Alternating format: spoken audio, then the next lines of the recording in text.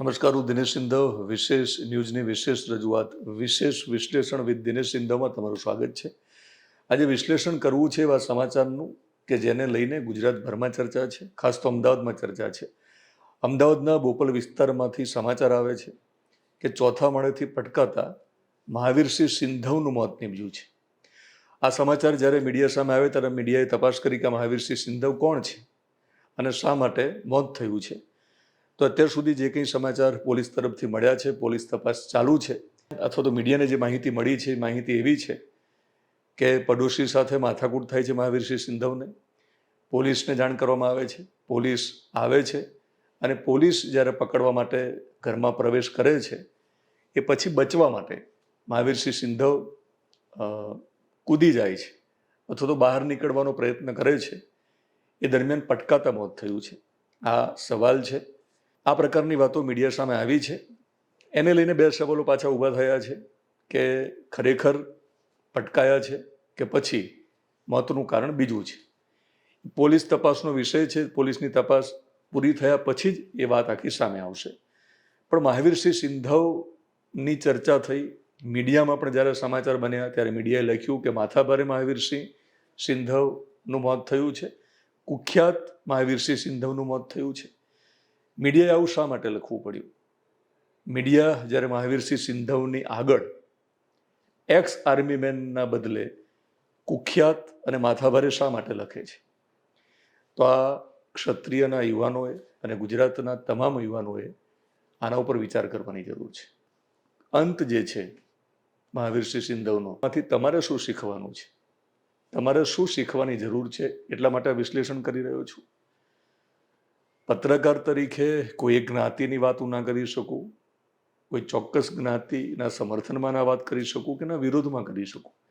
પણ જ્યારે ગુજરાતની તમામ જ્ઞાતિઓ મને પ્રેમ કરે છે ત્યારે ચોક્કસ મહાવીરસિંહ સિંધવ જે જ્ઞાતિમાંથી આવે છે એ ક્ષત્રિય સમાજના યુવાનોને એક વાત કરવા માગું છું. આપણી યુટ્યુબ ચેનલમાં તમે જોયું હશે કે મેં 6 વર્ષ પહેલાં મહાવીરસિંહ સિંધવનો ઇન્ટરવ્યૂ કરેલો. જ્યારે મેં પહેલી વાર ને પહેલો એમનો ઇન્ટરવ્યૂ કરેલો. મેં શા માટે ઇન્ટરવ્યૂ કર્યો હતો?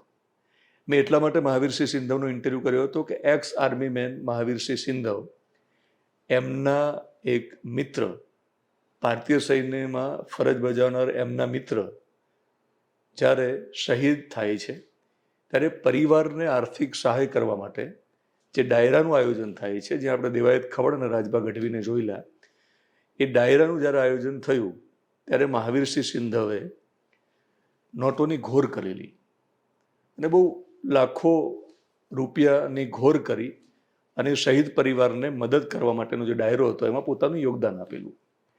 મેં જ્યારે મહાવીરસિંહ સિંધવનો ઇન્ટરવ્યૂ કર્યો ત્યારે અમને આર્મીની વાતો કરેલી. એક્સ આર્મી મેન પછી પણ તેઓને આર્મી પ્રત્યેની જે લાગણી અને જે વાતો હતી એ આપણે ત્યાં વાગોડી હતી. સાથે સાથે વૃક્ષારોપણ સહિતની એમની જે એક્ટિવિટી હતી એની પણ આપણે વાત કરી હતી. તો એ બધી વાતોને લઈને અમે જ્યારે ઇન્ટરવ્યૂ કરેલો, મહાવીરસિંહ સિંધવ એ વખતે ટ્રેન્ડિંગમાં હતા, ખૂબ લોકપ્રિય હતા. ગુજરાતની તમામ જ્ઞાતિના યુવાનોને કદાચ એમનો જે એટીટ્યૂડ હતો ઘોર કરવાનો એ પસંદ હતો. એમની જે નિડરતા હતી એ પણ ક્યાંક પસંદ હતી.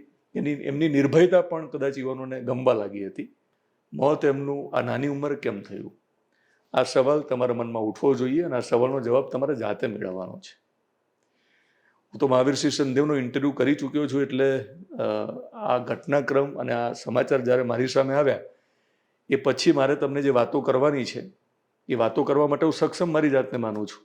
એવું તો છે નહીં કે હું મહાવીરસિંહ સિંધવનો ઇન્ટરવ્યૂ ન કર્યો હોય, એમને ઓળખતો ન હોઉં અને પછીના ઘટનાક્રમથી વાકેફ ન હોઉં ને તમને જ્ઞાન આપવું, એવું નથી. મહાવીરસિંહ સિંધવના મૃત્યુ પછી પણ મેં ઘણા બધા યુવાનોના સ્ટેટસમાં એમનો ફોટો જોયો છે, શ્રદ્ધાંજલિ પણ આપી છે.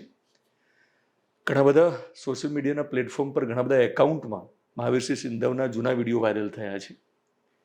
ઘણા બધા લોકોએ એમને સિંહ સાથે સરખાવ્યા છે, એમની મર્દાનગીના વખાણ કર્યા છે. ક્ષત્રિયના જે યુવાનો છે એમને તો ખાસ મહાવીરસિંહ પસંદ હતા. તો હું તમને એટલા માટે આ વિડીયોના માધ્યમથી કહેવા માગું છું કે મહાવીરસિંહ સિંધવનો જે અંત છે એ અંત પછી તમારે એક વિચારવાનો આરંભ કરવાની જરૂર છે. તમારે શું વિચારવાની જરૂર છે કે મહાવીરસિંહ સિંધવનો ઇન્ટરવ્યૂ ત્યારે થયો હતો જ્યારે એક્સ આર્મી મેન હતા. એટલે કે સૈનિક હતા, એટલે સૈનિક તરીકે એમને જે મહત્વ મળવું જોઈએ મેં મહત્વ આપ્યું હતું. સોશિયલ એક્ટિવિટી કરી રહ્યા હતા એ વખતે, એટલા માટે મેં એમને મહત્વ આપ્યું હતું. તો એમની જે શક્તિ હતી ને, એ શક્તિના કારણે સૈન્ય એટલે કે માજી સૈનિક હતા અને સોશિયલ એક્ટિવિટી કરતા હતા, એટલા માટે કદાચ એ લોકોને ગમતા હતા. એ પછી આપણને કિરીટસિંહ રાણાના ચૂંટણી પ્રચારમાં પણ જોવા મળ્યા. ભાજપનો ખેસ પણ એમને પહેરેલોની ચૂંટણીમાં એમનું યોગદાન પણ હતું કદાચ કિરીટસિંહ રાણાની એ વખતની ચૂંટણીમાં.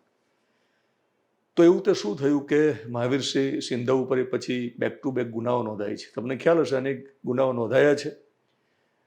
લોરેન્સ બિશ્નોઈની ગેંગ સાથે પણ એમને કનેક્શન હોવાની વાતો પણ આવેલી. હવે એમનું સરઘસ પણ નીકળ્યું હતું, એમનો વરઘોડો પણ પોલીસે કાઢ્યો હતો. એટલે બધી જૂની વાતો તમને ખબર છે. પણ એમના મોત ઉપરથી તમારે જાગી જવાની જરૂર છે. પણ તમે જ્યારે શક્તિશાળી હોય તો તમારે તમારી શક્તિને સમજવાની જરૂર છે. એ શક્તિનો સદુપયોગ ક્યાં કરવો એ જાણવાની જરૂર છે.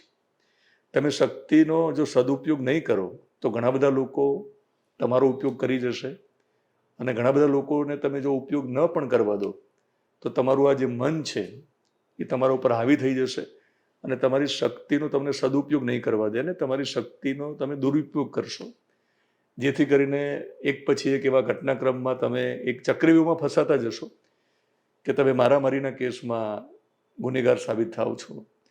તમે વારંવાર કોઈની સાથે ઝઘડાઓ કરો છો, તમે દુશ્મનો ઊભા કરો છો, તમે ખૂબ નજીકના લોકો સાથે ઝઘડાઓ કરો છો.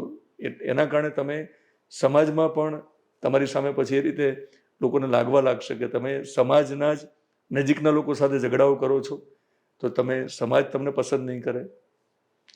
આ જ શક્તિનો જો સદુપયોગ થયો હોત તો મહાવીરસિંહ સિંધવ ક્યાં હોત? આ સવાલ તમને થવો જોઈએ. કારણ કે જેના એટીટ્યૂડના કારણે સમાચાર બનતા હોય અને જેના મોતના પણ જો સમાચાર બનતા હોય ગુજરાતમાં, તો મહાવીરસિંહ સિંધવના આ સમાચાર પછી ક્ષત્રિય યુવાનોએ વિચારવાની જરૂર છે, જાગવાની જરૂર છે કે તમે ક્ષત્રિય છો તો તમારામાં શક્તિ તો છે. તમારી જે શક્તિ છે એનો સંચય થવો જોઈએ, અને યોગ્ય માર્ગે આ શક્તિ જો વપરાશે તો તમે સમાજના અલગ અલગ ક્ષેત્રમાં તમે સફળ સાબિત થશો. તમે સમાજ સેવકથી લઈ અને તમે સંસદ સુધી તમારું પ્રતિનિધિત્વ નોંધાવી શકશો. મહાવીરસિંહ સિંધવની શક્તિનો જો સદુપયોગ થયો હોત અને ખુદ મહાવીરસિંહ સિંધવે જો કર્યો હોત તો તમને ખ્યાલ છે માણસના એટીટ્યૂડની જો આપણે વાત કરીએ, એમના ઉપર થયેલા ગુના, એ ગુનાઓને લઈને એમની જે છાપ છે એ હવે તમને બધાને ખબર છે. એટલે મહાવીરસિંહ સિંધવનો મારે બચાવ ન કરવાનો હોય, મારે વકીલ ન બનવાનું હોય, પણ એ શક્તિ એમને જો યોગ્ય માર્ગે વાપરી હોત તો શું હોત? તો મારી દ્રષ્ટિએ મહાવીરસિંહ સિંધવ ઘણું બધું કામ કરી શક્યા હોત, સમાજ માટે કામ કરી શક્યા હોત, અને ખૂબ લાંબી આવરદા સાથે આ પૃથ્વી ઉપર રહીને સમાજની સેવા કરી શક્યા હોત. પણ એવું થયું નથી. ત્યારે તમારે જાગવાની જરૂર છે કે એક શક્તિશાળી ક્ષત્રિય યુવાન બહુ નાની ઉંમરે શા માટે જતો રહ્યો આ પૃથ્વી ઉપરથી. તો મહાવીરસિંહ સિંધવના આ અંતને લઈને આ વિડીયોના અંતમાં હું ખાલી એટલું જ કહેવા માંગીશ કે મારો માત્ર ઈરાદો એવો હતો કે એ જે કંઈ સમાચાર તમારી સામે આવી રહ્યા છે એ તમે જોયા છે, તપાસ ચાલુ છે, મીડિયામાં અલગ અલગ પ્રકારના સમાચાર આવે છે, એ હવે મારે વધારે અહીંયા રિપીટ કરવાની જરૂર નથી, પણ તમારે એમના મૃત્યુ પછી વિચાર કરવાની જરૂર છે. ફરી એકવાર એમની સામે ભલે અનેક ગુનાઓ નોંધાયેલા હોય અને એમની પ્રવૃત્તિને લઈને એ કદાચ કુખ્યાત પણ હતા, માથાભારે પણ હતા, પણ જ્યારે તેઓ દુનિયામાં નથી ત્યારે આપણે ભગવાનને પ્રાર્થના કરીએ કે એમના આત્માને શાંતિ અર્પે. પણ ફરી તમને યાદ દેવડાવું છું કે તમારા મનમાં પણ આ સવાલો થવા જોઈએ કે શા માટે એક શક્તિશાળી મહાવીરસિંહ સિંધવ, એક ક્ષત્રિય યુવાન, ખૂબ નાની ઉંમરે કમોતે મોતને પીટ્યું. સવાલનો જવાબ તમને જાતે મળી જશે. વિશેષ ન્યૂઝની વિશેષ રજૂઆત, વિશેષ વિશ્લેષણ વિથ દિનેશ સિંધવમાં ફરી મળીશ, ત્યારે આવા કોઈ સાંપ્રત વિષય સાથે વિશ્લેષણ સાથે મળીશું. આપણી યુટ્યુબ ચેનલમાં મને જોતા હોય તો આપણી યુટ્યુબ ચેનલને તમે સબસ્ક્રાઈબ કરશો, ફેસબુક પેજ અને ઇન્સ્ટાગ્રામમાં જોતા હોય તો મને ફોલો કરશો.